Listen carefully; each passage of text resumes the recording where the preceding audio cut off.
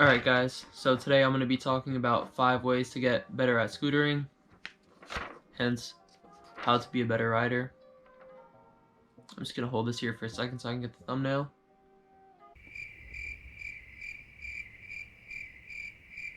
Alright, yeah, that should work. Anyways, today we're going to be talking about 5 ways to be a better scooter rider. If you're new to my channel, welcome, thank you for tuning in. If you're not new to my channel, welcome back. Also, thank you for tuning in. Like this video if you enjoy it. Subscribe to my channel if you like watching scooter content. You won't be disappointed, I promise. Let's get into it. First of the 5 ways. This one's an important one. They're all important, but I like this one. And this is plan your sessions, right? So what I mean by that is write down your tricks that you want to land before you go out and ride. This is going to help kind of give you an objective for the session. It really helps you steadily progress when you go out and ride with the intentions of learning new tricks, and it especially helps if you know what you're going to try beforehand. So if you're going to go out and ride, I would plan it the night before. Say, okay, I want to do 360 bar down this drop, and then I want to inward over this gap, and then do feeble smith finger whip off this ledge and board slide this handrail. And you go to the skate park and you try those tricks. Very simple, but it does help, and not a lot of people do it. Jonreyes actually told me this one so many years ago when I was like 10 years old. Definitely helps. Okay, this one kind of falls into the same category. This is something I struggle with a lot, and it's don't do the same exact tricks that you do every time you go out to ride. Like I said, this is something I struggle with. Planning your sessions before, having new tricks in mind, writing them down, and going out with the intentions of learning those new tricks will definitely help you get out of this weird stage of just doing the same tricks every time you go out and ride. This is important because if you're just doing the same tricks over and over and over again, yeah, you're gonna get them good, but you're not really gonna progress. And it's one thing to get a trick on lock and get it consistent, but if you've realized that you're doing the same exact tricks that you were 2 months ago and you're not really trying any new things, stop for a second, reevaluate, see what you can try, see what you can add on. For example, if you've been going to the park and tail whipping down the 3-stair for the past 5 months, maybe it's time to double whip down the 3-stair. And yeah, that's a big one. I know it happens to a lot of riders, including myself. I'm going through this right now where I'm just kind of doing the same tricks over and over again, and planning your sessions is definitely something that will help with this problem. Third thing is to watch scooter edits. We have the whole scooter industry accessible at our fingertips via Instagram and YouTube. So you can watch all your favorite riders do their tricks, watch their edits, and really take inspiration from it and get creative with it and feed off of their stuff. For example, there's a guy on Instagram, Marcelo Grimes. He used to ride for Ballast Proscooters. I don't think he rides anymore. He kind of recently just stopped.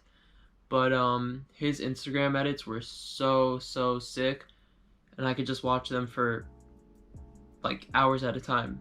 Just back and forth, watch the same video just because they're so sick. He wasn't doing anything necessarily crazy insane like double backflips or anything. He was just riding ledges and rails, mainly ledges like I do. That's why I like watching him, because his style was so similar to mine. He's riding a lot of ledges, and the way that he threw his tricks, landed his tricks, and even like his style of editing for Instagram is something that I've really taken inspiration from. So yeah, watch your favorite pros, observe carefully, don't just watch to watch. You can really learn a lot from watching these pros. So yeah, that's a big one. Watch scooter edits. Fourth thing is ride with riders that are better than you. And a lot of people in scootering, skateboarding, BMX, any sport really, kind of like to be the top dog in their group, you know, so they could say, oh, I'm better than everyone. But that doesn't really help you at all. riding with riders that are better than you is really going to make you want to push yourself to learn new tricks. I'm speaking from experience when I say that. I ride with a lot of skateboarders as well, so I noticed that if I go out and ride with my skate friends, it's still fun and sick, like super fun, great session, don't get me wrong. But when I ride with scooter riders, especially riders that are better than me or just have some tricks that I can't do, it really pushes me to learn those tricks, get more creative, and try stuff that's a little bit out of my comfort zone. So I think riding with riders that are better than you is definitely one of the most important things on this list. Like I said, it just pushes you out of that comfort zone a little bit, gives you new ideas. Friendly competition within this sport is always fun. If you and your friend are both trying something at the same time, maybe you can do inwards and he can do inward whip, just gives you a little bit more motivation. And the fifth and final thing is to just have fun.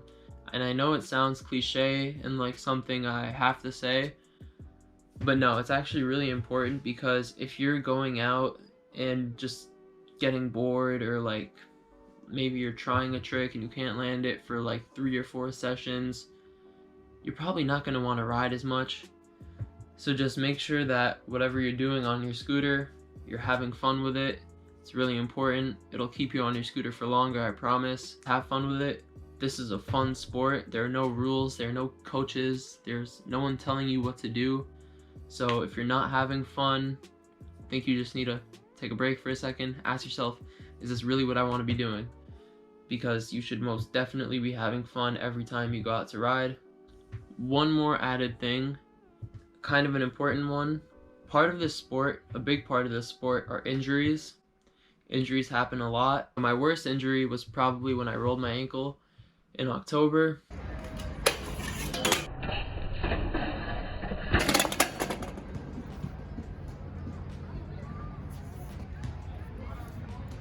I was just hitting this rail to down rail, slipped out, landed and rolled my ankle super badly, could barely walk. My ankle looked like a softball. It was really bad. Where I'm going with this is, if you do get injured, take proper rest. Don't just go out and ride the next day even if it hurts, because you're just going to hurt yourself more and you're just not going to be able to ride for longer and longer. So if you do get injured, definitely take the rest you need. Go to the doctor if you can, see what's up, see what's wrong, because yeah, you definitely don't want to be riding with an injury, because like I said, the injury is just going to stay for longer, become worse and worse, and it's just going to stop you from riding for longer. So yeah, that's my 5 ways to become a better scooter rider. If you enjoyed this video, please drop a like, subscribe to my channel. If you guys are looking for any scooter parts, shop at krypticproscooters.com.